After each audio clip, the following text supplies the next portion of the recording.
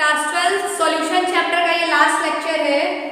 Colligative property की हम second colligative property के बारे में पढ़ने वाले हैं, एलिवेशन इन बॉइलिंग पॉइंट। इससे पहले हम कुछ आपको बता दें, आप देखो वेपर प्रेशर क्या होता है। जब आप एक लिक्विड है, लिक्विड के पार्टिकल्स को जब आप लिक्विड का पार्टिकल जब वेपर फेज में चेंज होता है तो यहाँ से अगर मैं इसको ओपन रखूं तो यहाँ पे एटमॉस्फेरिक प्रेशर लगेगा, लेकिन अगर मैं इसको क्लोज रखूं तो होता क्या है, जरा ये समझो। पहले पार्टिकल्स चेंज होते हैं किसमें, वेपर फेज में, और ये वेपर फेज में चेंज होंगे तो ये वाइब्रेट करेंगे, रैंडम होंगे ना, रैंडमनेस इसके अंदर होगी, तो ये इधर उधर टकराएंगे। जब अपने वॉल पर भी टकराएंगे, ये तो क्लोज है, इस पर भी टकराएंगे और कुछ इस सरफेस पर भी टकराएंगे।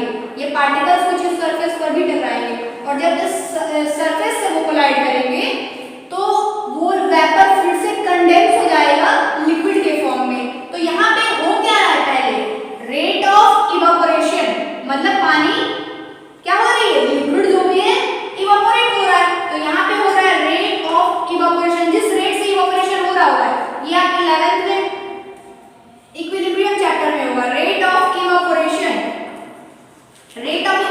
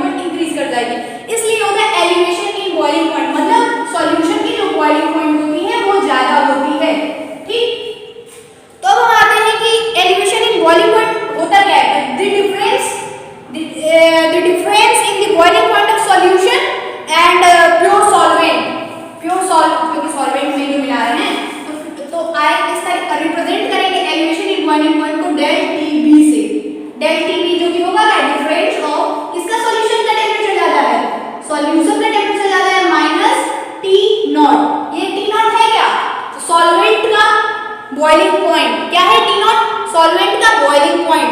अब देखिए एक्सपेरिमेंटली ये निकाला गया कि elevation in boiling point, experimentally निकाला गया कि elevation in boiling point is directly proportional to the molality. उस सॉल्यूशन के मोलैलिटी के डायरेक्टली प्रोपोर्शनल होगी, और ये डायरेक्टली प्रोपोर्शनल हटेगा तो यहां पर एक कांस्टेंट आएगा Kb। Kb एक कांस्टेंट आएगा इस वेयर Kb क्या होगा? Tb तो आपको पता है elevation in boiling point, m क्या है? मोलैलिटी, और Kb क्या होगा? तो molar elevation constant, where Kb is molar elevation constant. इसको इलियोस्कोपिक कांस्टेंट भी कहते हैं। मोलर एलिवेशन कांस्टेंट को इलियोस्कोपिक कांस्टेंट भी कहते हैं। यहां से आप निकाल सकते हो, यहां से आप WA भी निकाल सकते हो। सॉल्वेंट का वेट पूछ दे तो भी आप निकाल सकते हो। मोलैलिटी को आगे आप करो सॉल्व तो क्या आएगा? Tb Kb। मोलैलिटी को आप क्या लिखोगे? मोलैलिटी होता क्या है? NB/WA × 1000। तो यहां से अगर आपको WA भी निकालना है तो भी निकल जाएगा। क्या होगा? Kb NB × 1000 अपॉन में del TB। ये दो रिलेशन है, आप ये भी फाइंड आउट कर सकते हैं और ये भी फाइंड आउट कर सकते हैं। ये हो गया एलिवेशन इन बॉइलिंग पॉइंट। एक और चीज नोट में लिख लीजिए, इस फॉर्मूले में भी क्वेश्चन आ जाता है। Kb का एक और फॉर्मूला है, इसको एक बार देखो। जब m की वैल्यू 1 होगी, मतलब मोलैलिटी की वैल्यू 1 होगी, दैट Tb की वैल्यू क्या है? दैट Tb की value is equal to Kb। तो Kb को आप कैसे डिफाइन कर सकते हो? डिफाइन आता है Kb का, Kb मतलब molar elevation constant. Define molar elevation constant तो आप क्या करोगे कि जब मोलैलिटी 1 होगी तो उस टाइम पर जो एलिवेशन इन बॉइलिंग पॉइंट होगा उस सॉल्यूशन में, जितना मतलब बॉइलिंग पॉइंट में इंक्रीमेंट या इंक्रीज होगा, एलिवेशन होगा, उसी बॉइलिंग पॉइंट को हम कहते हैं Kb। तो इसको आप कैसे लिखोगे? Kb को डिफाइन करोगे, लिखोगे आप कि the elevation in boiling point of 1 molar solution. क्या लिखोगे? Kb को, Kb को डिफाइन करना है तो the elevation in boiling point भी लिख देना, ठीक। The elevation in boiling point of 1 molar solution. 1 molar solution मतलब समझ रहे, जिसकी मोलैलिटी 1 हो। 1 molar solution that is 1 molar solution का मतलब क्या होगा? इसको पहले आप स्क्रीनशॉट कितने करो, हो गया। अब मैं ये कांस्टेंट को थोड़ा या तो शॉर्ट काट में इधर यहां कर दे रहे इसको कांस्टेंट, ठीक। ये देखिए 1 मोलर सॉल्यूशन का मतलब क्या होगा? That is 1 mole of solute dissolved in, definition याद है, dissolved in per kg of solvent। ये हो गया हमारा Kb। इंपॉर्टेंट है इलियोस्कोपिक कांस्टेंट या मोलर एलिवेशन कांस्टेंट का डेफिनेशन। और एक और रिलेशन है, इसको नोट में आप लिख लेंगे, इस पर भी बस आपको फार्मूला में पुट आउट कर देना है। ये Kb is equal to R Tb का स्क्वायर है, Tb का स्क्वायर 1000 × Lb, वेयर R क्या है? ये आपका बॉइलिंग पॉइंट ऑफ सॉल्वेंट है, बॉइलिंग पॉइंट ऑफ सॉल्वेंट।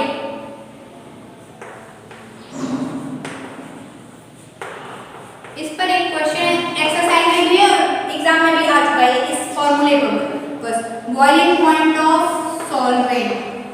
और वो बॉइलिंग पॉइंट किसमें होगा? इन केल्विन होगा, याद रखिएगा, इन केल्विन। ये है Tb और Lb क्या है? तो latent heat of vaporisation. Lb है लेटेंट हीट ऑफ, ना, लेटेंट हीट ऑफ वेपराइजेशन। और Kb तो आपको पता ही है, R हमारा कांस्टेंट है। अब हम अगला कोलिगेटिव प्रॉपर्टी पढ़ेंगे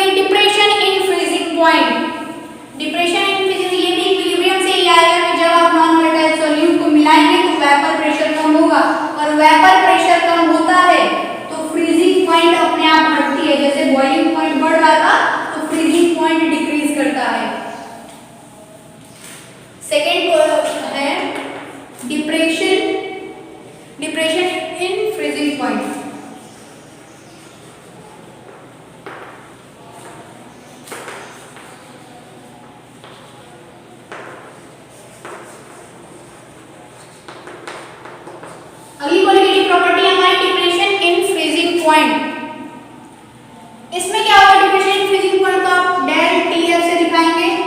डिप्रेशन इन फ्रीजिंग पॉइंट बताएंगे जब भी हम नॉन वोलेटाइल सॉल्यूट को मिलाते हैं किसी सॉल्वेंट में, तो जो उसका सॉल्यूशन बनता है उसका वेपर प्रेशर कम होता है। वेपर प्रेशर कम होता है तो अपने आप उसकी जो फ्रीजिंग पॉइंट होती है वो भी डिक्रीज कर जाती है। तो यहाँ से क्या आएगा, टी नॉट का टेम्परेचर ज्यादा है minus T S. T not T S है क्या, फ्रीजिंग पॉइंट है, freezing point of pure solvent और freezing point of the solution, पता है ना टी नॉट। लिख दो, टी नॉट क्या है, freezing point of pure solvent और टी एस क्या है, वही freezing point of solution, freezing point of the solution ये है, इसको कहते हैं टीएफ। और ये भी एक्सपेरिमेंटली आया है कि depression in freezing point is directly proportional to the molarity of the solution. Depression in freezing point is directly proportional to the molarity of the solution. तो यहाँ से फिर डायरेक्टली प्रोपोर्शनल हटा तो प्रोपोर्शनलिटी कांस्टेंट आया केएफ। यहाँ से क्या आया, केएफ आया। केएफ क्या होगा, केएफ क्या होगा, मोलर, वहां पे क्या था मोलर एलिवेशन कांस्टेंट ना, तो यहाँ पे होगा molar depression constant. KF where KF क्या है, तो मोलर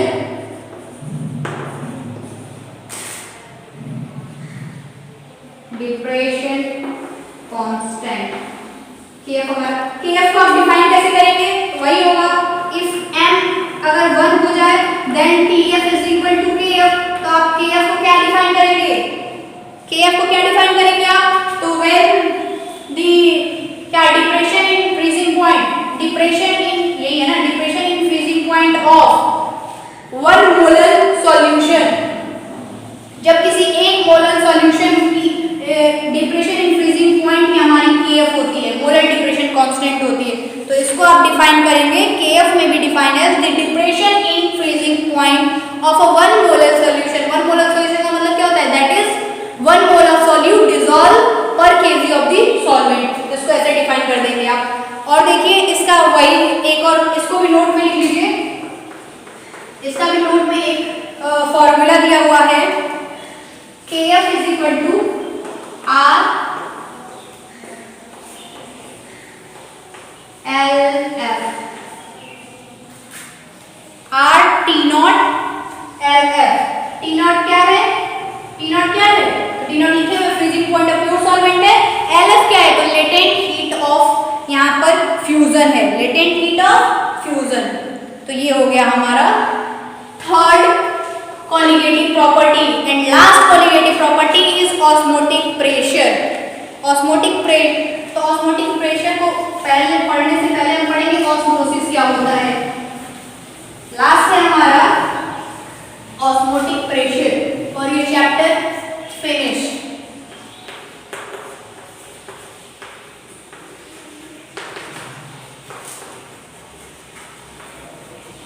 इससे न्यूमेरिकल्स आने ही आने वाले हैं, 1 से 2 क्वेश्चंस। कॉलिगेटिव प्रॉपर्टी से भी एक क्वेश्चन बस 19 में नहीं आया है, 18 में 17 में दोनों में आया है, ठीक है। 18 में तो 2 क्वेश्चंस आए हुए हैं, छोड़िए उसको। अब देखिए ऑस्मोटिक प्रेशर, ऑस्मोटिक प्रेशर होता क्या है, ऑस्मोटिक प्रेशर में ऑस्मोसिस क्या होता है, तो spontaneous flow of solvent, spontaneous flow of solvent from low concentration to higher concentration. का मतलब क्या कि सॉल्वेंट का स्पॉन्टेनियस फ्लो मतलब लगातार फ्लो, किसका, सॉल्वेंट का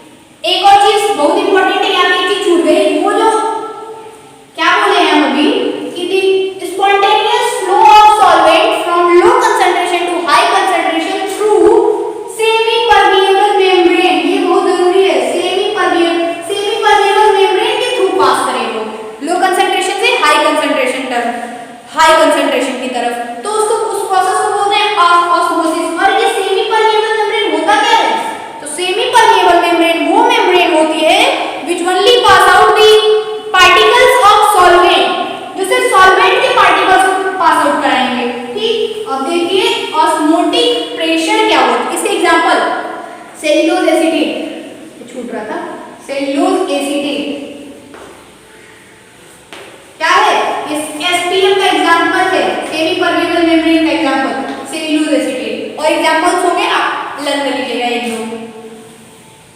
अब देखिए ऑस्मोटिक प्रेशर, तो the pressure at which the phenomena of osmosis, जिस प्रेशर पर ये ऑस्मोसिस का फिनोमेना होता है उसको कहते हैं हम क्या, नहीं, the pressure at which the phenomena of osmosis is stop. देखिए कुछ ऐसा होगा, ये है हमारा लिक्विड, क्या है हमारा, ये मान लीजिए है वाटर, और इसमें हम कुछ शुगर सॉल्यूशन, ये मतलब शुगर सॉल्यूशन मतलब शुगर प्लस वाटर है, और ये है वाटर, तो प्योर सॉल्वेंट कौन है, वाटर, और यहाँ हमारा सॉल्यूशन है। ये हम इसको इस तरीके से बनाते हैं, हमारा सेमी परमेबल मेम्ब्रेन है जो कि प्योर सॉल्वेंट को बस पास आउट कराएगा, क्या कराएगा, प्योर सॉल्वेंट को पास आउट कराएगा। हम कुछ यहाँ पे ऐसे रखे हुए, तो इसका लेवल कुछ यहाँ तक है, यहाँ तक भरा हुआ शुगर सॉल्यूशन, ऐसे करने के सेमी परमेबल, यहाँ तक भरा हुआ सेमी, तो यहाँ से क्या होगा, ऑस्मोसिस की प्रोसेस होगी, मतलब वाटर अंदर पास आउट करेंगे लो कंसंट्रेशन से, इसका कंसंट्रेशन हाई होगा क्योंकि शुगर सॉल्यूशन है, इसका कंसंट्रेशन कम होगा, यानी लो कंसंट्रेशन से हाई कंसंट्रेशन की तरफ पास करेंगे particles through semi permeable membrane. तो यहाँ पे जब तो इसकी लेवल ये क्या होगी, ये बढ़ने लगेगी, जैसे ही पानी इसके अंदर आएगा तो ये लेवल बढ़ते बढ़ते कुछ टाइम ऐसा होगा, उसके बाद ये स्टॉप हो जाएगी। जैसे जैसे ऊपर जाएगा यहाँ पर एक प्रेशर लगेगा, ये हाइट जैसे अटेंड करेगा एक प्रेशर लगेगा जिसको आप बोलते हैं हाइड्रोस्टैटिक प्रेशर। प्रेशर को क्या बोलेंगे आप, हाइड्रोस्टैटिक प्रेशर। ये पानी ऊपर बढ़ेगा, इसके ऊपर प्रेशर आएगा ना, यहाँ का यहाँ आ गया, तो इसका इस H की जितना ये H बढ़ेगा उतना ज्यादा प्रेशर होगा, तो हाइड्रोस्टैटिक प्रेशर, हाइड्रोस्टैटिक प्रेशर। तो ये क्या होगा कि कुछ समय बाद ये स्टॉप हो जाएगी ऑस्मोसिस की प्रोसेस, मतलब अब वाटर मॉलिक्यूल्स या वाटर के पार्टिकल्स इसमें नहीं जा रहे हैं इन sugar solution through semi permeable membrane. उस प्रेशर उस टाइम ये जितनी हाइट अटेंड किया होगा, इस हाइट से कुछ हाइड्रोस्टैटिक प्रेशर हुआ होगा, उस प्रेशर को हम कहते हैं osmotic pressure. The pressure at which the phenomena of osmosis is stopped is called osmotic pressure, और वो प्रेशर इक्वल किसके होगा, तो यही हाइड्रोस्टैटिक प्रेशर के इक्वल होगा। वह प्रेशर जिस पर ऑस्मोसिस की प्रोसेस स्टॉप हो जाएगी, उस प्रेशर को ऑस्मोटिक प्रेशर, वो प्रेशर इक्वल किसके होगा, हाइड्रोस्टैटिक प्रेशर के। तो ऑस्मोटिक प्रेशर को आप रिप्रेजेंट करेंगे पाई से, जो कि इक्वल होगा H रो G, पाई इक्वल होगा H रो G। H क्या होगी, वही जो ये हाइट अटेंड करेगा, रो क्या होगा, तो डेंसिटी ऑफ द सॉल्यूशन, जो इस सॉल्यूशन की डेंसिटी होगी वो होगा, और G क्या है, acceleration due to gravity, acceleration due to gravity. ये हो गया हमारा osmotic pressure. Height of the rise liquid होगा, ये जितना ये H क्या होगा, H होगा height of the rise liquid. Okay, अब देखिए हमारा रिवर्स ऑस्मोसिस क्या होता है, इसी का उल्टा। एक क्या होगा ना, ये देखिए ये ऊपर जा रहा है, तो ये कुछ हाइड्रोस्टैटिक प्रेशर लग रहा है जिसको हम ऑस्मोटिक प्रेशर के इक्वल कह सकते हैं, ऑस्मोटिक प्रेशर के इक्वल कह सकते हैं।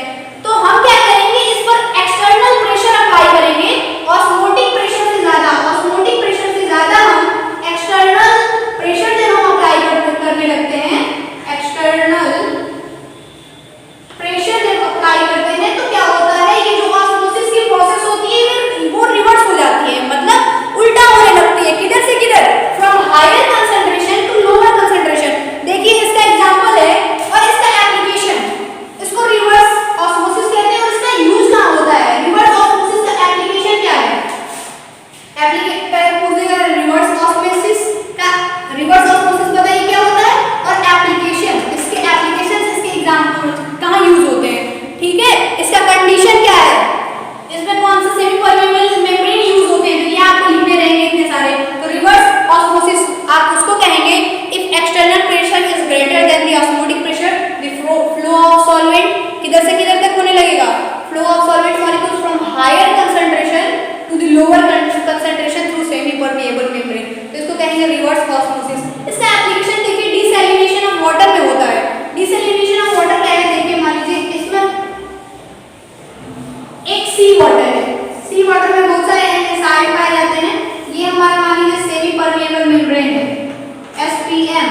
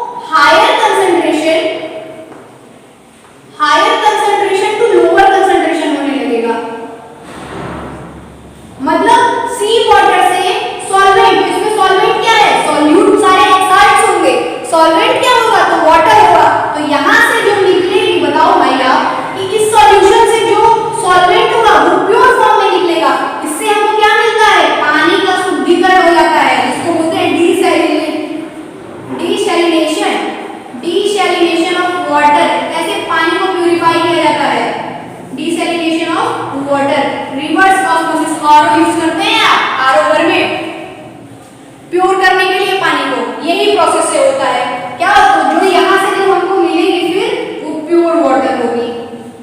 तो देखिए हमने रिवर्स ऑस्मोसिस का डेफिनेशन दे देंगे कि the process at when we apply external pressure is greater than osmotic pressure, the flow of solvent from higher concentration to lower concentration through semi permeable membrane. और ये हो गया उसका एप्लीकेशन। एग्जांपल में आप एसपीएम को यहाँ पर भी सेल्यूलोज एसीटेट से ही लिख सकते हैं, सेल्यूलोज एसीटेट। इसका कंडीशन क्या होगा, तो कंडीशन आप यही लिखेंगे external pressure is greater than osmotic pressure. And last इसका एप्लीकेशन क्या होगा, आरओ का एप्लीकेशन तो ये है डिसैलिनेशन ऑफ वाटर। ओके, तो वांट ऑफ फैक्टर देखिए अंदर हमारा वांट ऑफ फैक्टर जो कि रिड्यूस हो चुका है और एबनॉर्मल कोलिगेटिव प्रॉपर्टी भी रिड्यूस हो चुका है। तो ये चैप्टर हो गया फिनिश। इसमें जितने ज़्यादा से ज़्यादा आप न्यूमेरिकल सॉल्व कर जाइए और नोट्स कंप्लीट करते रहिए, पढ़ते रहिए।